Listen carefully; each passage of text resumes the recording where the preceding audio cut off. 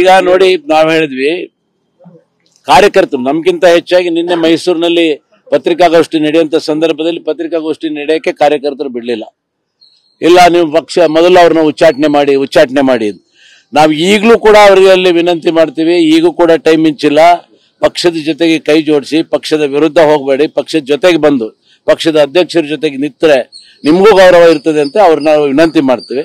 ಅದ್ರ ಮೇಲೆ ಇದೇ ರೀತಿ ಮುಂದುವರ್ಕೊಂಡು ಹೋದ್ರೆ ಪಕ್ಷದ ಅಧ್ಯಕ್ಷರು ಈಗೇನು ಕಾರ್ಯಕರ್ತರು ಹೇಳ್ತಾ ಇದ್ದಾರೆ ಅದು ಉಚ್ಚಾಟನೆ ಆಗ್ತದೋ ಏನೇನು ಆಗ್ತದೆ. ಬಟ್ ನಾವು ಅವ್ರನ್ನ ವಿನಂತಿ ಮಾಡ್ತೀವಿ. ಆಗಿಲ್ಲ ಅಂದ್ರೆ ಸಮೋಪಾಯ ದಂಡೋಪಾಯ ಅಂತ ಇರ್ತದೆ. ಸಮೋಪಾಯದಲ್ಲಿ ಕೇಳಿದೀವಿ, ಇಲ್ಲಾಂದ್ರೆ ದಂಡೋಪಾಯ. ಸಾಕಷ್ಟು ಬಾರಿ ಅವರು ಟೀಕೆಗಳು ಮಾಡ್ತಾರೆ ದಿನ ಬೆಳಗಾರೆ ಸಾಕು. ಯಾವ ಹೈಕಮಾಂಡ್ ಅವ್ರ ಪರವಾಗಿ ನಿಂತಿಲ್ಲ. ನಿನ್ನೆನೆ ನಮ್ಮ ರೇಣುಕಾಚಾರ್ಯರು ಬಹಳ ಸ್ಪಷ್ಟವಾಗಿ ಹೇಳಿದ್ರು, ಹೈಕಮಾಂಡ್ ನಿಮ್ ಪರವಾಗಿದ್ದಾರೆ, ಯಾರು ನಿಮ್ ಪರವಾಗಿದ್ದಾರೆ ಅನ್ನೋದನ್ನ ಸ್ಪಷ್ಟಪಡಿಸಿ ಅಂತ ಹೇಳಿದ್ದಾರೆ. ಅವ್ರಿಗೆ ಯಾರು ಕೂಡ ಏನು ಹೇಳಿಲ್ಲ. ಸುಮ್ಮನೆ ಹೈಕಮಾಂಡ್ ಈ ಗುಮ್ಮ ಬಂತು ತೋಳ ಅನ್ನಂಗೆ ಹೈಕಮಾಂಡ್ ಹೆಸರು ಹೇಳ್ಕೊಂಡು ಅವ್ರು ಮಾಡ್ತಾ ಇದ್ದಾರೆ ಹೊರತು ಯಾವ ಹೈಕಮಾಂಡ್ ಅವ್ರ ಪರವಾಗಿಲ್ಲ. ಹೈಕಮಾಂಡ್ ಇರೋದು ಪಕ್ಷದ ಅಧ್ಯಕ್ಷರ ಪರವಾಗಿ, ಪಕ್ಷದ ಪರವಾಗಿ ಹೈಕಮಾಂಡ್ ಇದೆ. ಯಡಿಯೂರಪ್ಪನವ್ರ ಹತ್ರ ನಾವು ಆ ವಿಷಯ ಚರ್ಚೆ ಮಾಡಲಿಲ್ಲ.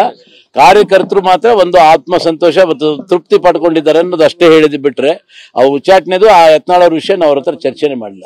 ಯತ್ನಾಳ್ ವಿರುದ್ಧ ಕ್ರಮಕ್ಕೆ ಮಾಜಿ ಶಾಸಕರ ನಿಯೋಗ ಹೈಕಮಾಂಡ್ ಭೇಟಿ ಮಾಡುತ್ತಾರೆ. ನೋಡೋಣ, ಈಗ ನಾವು ಅಧ್ಯಕ್ಷ ಹತ್ರ ಟೈಮ್ ಕೇಳ್ಕೊಂಡಿದ್ದೀವಿ.